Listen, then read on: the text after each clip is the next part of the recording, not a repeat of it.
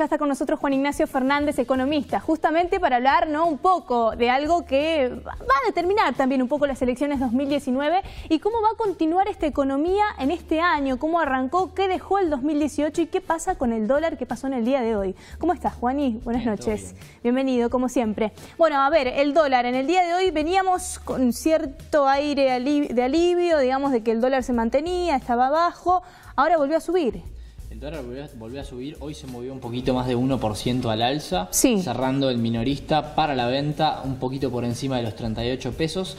Así todo sigue por encima, digamos, por debajo de la banda esta cambiaria que puso el Banco Central, pero digamos se reavivó el dólar que venía como adormecido por varias jornadas, ¿no? Genera alerta esto, ¿no? Más que nada en el Banco Central. En el Banco Central más o menos, a ver, yo diría generamos ¿salió a tomar acciones? A la gente más que el Banco Central. De hecho, el Banco Central estaba comprando dólares, estaba aprovechando que el tipo de cambio estaba muy bajo y estaba aprovechando a comprar dólares. De hecho, en las últimas jornadas acumuló más de 500 millones de dólares, lo cual es bastante, comprando. Y ahora, bueno, finalmente despertó un poquito el tipo de cambio y vamos a ver cómo evoluciona. Pero, digamos, lo cierto es que también el Banco Central, digamos, en las últimas jornadas esto fue bueno porque aprovechó no solamente a comprar dólares, lo cual engrosa las arcas de la reserva del Banco Central, que eso es bueno, sino también aprovechó también para bajar las tasas, que es uno de los grandes problemas que azota la economía real, sobre todo. La tasa ahora en concreto ya está más o menos, la de referencia, en el 55%, sigue súper alta, pero bajó del 70, casi 70 que tuvimos hace un par de meses. Así que eso es bueno. Ok, y a la gente, ¿qué alerta le genera esto, no? De que el dólar suba, ¿crees que va a seguir subiendo? ¿Crees que se va a mantener ahí o va a bajar? Yo creo que va a seguir subiendo, pero muy levemente. Hay como muchos factores que están haciendo que el tipo de cambio esté anestesiado. Te diría que todo el primer semestre de 2019, lo cierto es que el dólar parecería que no se va a mover demasiado, por varios motivos. El primero es que, digamos, con la devaluación que tuvimos en 2018, que fue del 105%, altísimo. Las importaciones se derrumbaron, con lo cual hay poca demanda de divisas para importaciones. O sea, las exportaciones ahora son más altas que las importaciones, con lo cual hay más presión vendedora de dólares de gente que liquida exportaciones que compradora de importaciones. Eso, digamos, es una presión a la baja del tipo de cambio. Después tenés la cosecha, ¿no? O sea, también la cosecha sobre todo durante el primer trimestre del 2019, digamos, muchos exportadores que liquidan sus dólares de la cosecha, ahí tenés otra presión a la baja. Después va a entrar plata del FMI, en el primer trimestre también 2019, con lo cual... Que es lo que ya se había acordado en el 2018. Exacto. Recordemos que hubo un acuerdo que iba a ser en tramos con el FMI. Entra un nuevo tramo en abril, con lo cual ahí tenés más dólares todavía. Y encima las tasas están súper altas. Recordemos que la inflación que se espera para 2019 está alrededor de 25-30% y la tasa hoy... ¿Quiénes la esperan? ¿El gobierno o en general se espera? El mercado. La inflación de 25-30%. Los plazos fijos... De base, digamos. Sí. Los plazos fijos están en 40 y la tasa a la cual los bancos le prestan al Banco Central está en 55. O sea, la tasa está muy por encima de la inflación.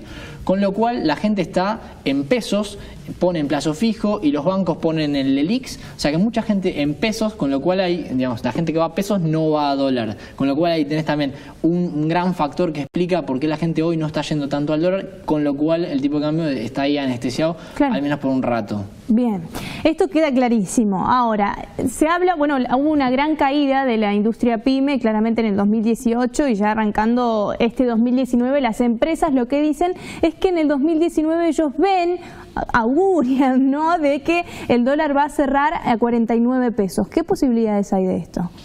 Yo te diría que no es descabellado.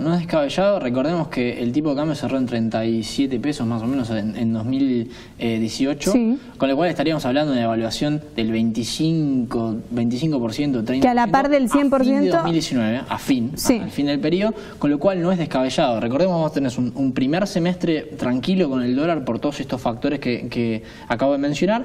Sí se puede mover sobre el último tramo del año, sobre todo llegando a las elecciones y después de las elecciones ahí se podría mover un poco. poco.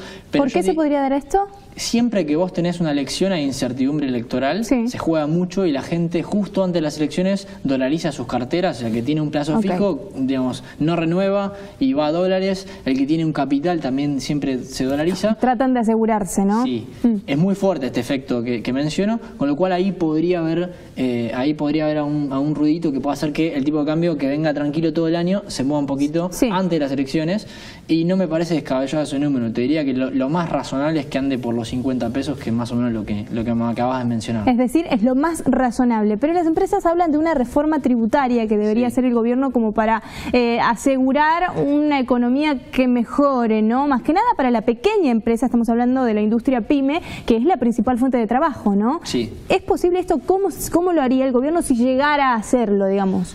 Mirá, el contexto es el siguiente, digamos, la economía real está muy golpeada, las pymes, que son más o menos el epicentro del mercado laboral argentino, están tremendamente golpeadas. De hecho, los últimos datos de la industria revelan caídas de más del 10%. Estamos tipo en el top 5 de caídas industriales en el mundo, o sea que estamos en un escenario crítico, y el gobierno en un año electoral entiende que en un contexto donde la economía no va a terminar de reavivarse, de hecho 2019 la economía va a caer de nuevo, tal vez siente que tiene que hacer algo con las pymes, por lo menos para, digamos, que la coyuntura no se haga tan difícil, con lo cual, digamos, se hablaban de cuestiones de medidas paliativas, digamos, que venían del Ministerio de Producción, ¿sí? De Antesica, como para, por ejemplo, no sé, que se descuenten los cheques, digamos, con la tasa que está tan alta, que, bueno, alguna facilidad de descontar cheques, no sé, algún descuento en impuestos a lo que tiene que ver con la contratación de mano de obra y demás, como para llevar el mientras tanto y que 2019 no sea un año tan doloroso y que no golpee tanto también en las urnas, ¿no? Pero como bien decías, es paliativo, digamos, no termina de ayudar.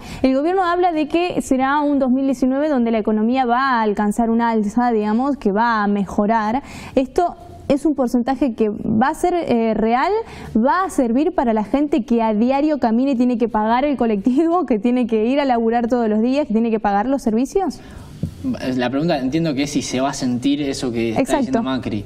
Mirá, yo te diría, el primer trimestre va a ser duro, va a ser peor, va a continuar la caída de 2018. Y recién se va a empezar a ver una mejora real, te diría, a partir del tercer trimestre. ¿Tercer? Sí, una mejora que va a ser leve, va a ser un rebote, o sea, la gente va a sentir que la economía, digamos, va a haber dejado de caer. O sea, 2019 con todo, digamos, que ya te dije, el primer trimestre primer y segundo trimestre que van a ser malos, van a ser de caída, con todo 2019 se espera una caída de más o menos del 1,6%, o sea, caída grave que se va a concentrar sobre todo por la caída del primer y segundo trimestre. El segundo y tercero, digo, el tercero y cuarto, sobre todo el cuarto, sí se espera que sea mejor y que de hecho sea mejor que el 2018, pero recién se va a ver sobre fin de año, y de hecho esa es la gran preocupación del oficialismo, porque si la mejora económica llega muy sobre el final del año y el humor de la gente tal vez no sea mejor, ¿no? Necesitan una elección más, ¿no? Ganar una elección más para arreglar lo que está ahora desarreglado, diríamos. Ahora, ya quedó en claro cómo está la economía en lo interno, ¿no? Recién nos decías de estos paliativos que está viendo el gobierno para la industria pyme, que veremos si funcionan o no, si dan un alivio o no, pero ver también la mirada de Argentina con respecto a los demás países, por ejemplo, Brasil, ahora que asumió Bolsonaro, ¿cómo se ve esta relación con Brasil, que recordemos que somos uno de los principales exportadores para el país, ¿no? Te diría, el efecto es medio ambiguo, porque por un lado, mejor, digamos, está bueno. Brasil, por ejemplo, en 2019 va a crecer más de 2%, lo cual es digamos, está bueno para nuestras exportaciones. Brasil es nuestro principal socio comercial. Más o menos todos los años, entre el 25 y 30% de nuestras exportaciones van a Brasil, con lo cual si Brasil crece nos demanda más exportaciones. Y eso está buenísimo. Pero, por otro lado, hay un tema. Digamos, Macri hasta hace poco era el referente de los mercados en la región.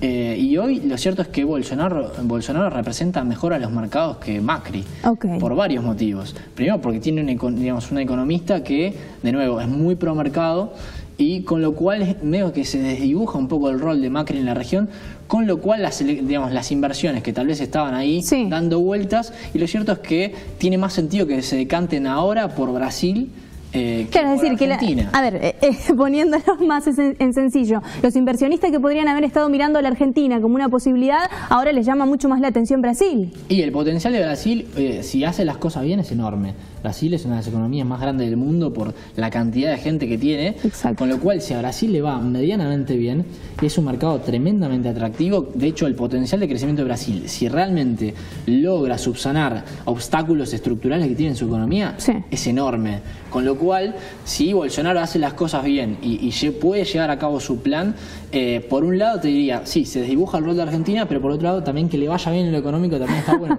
Así que te diría que serían emociones encontradas para la economía de nuestro país, ¿no? Juani, como siempre, clarísimo, bueno, un pantallazo en general para arrancar este 2019 y bueno, veremos cómo va continuando y te tendremos en el living nuevamente, ¿no? Obviamente. Muchas gracias por venir.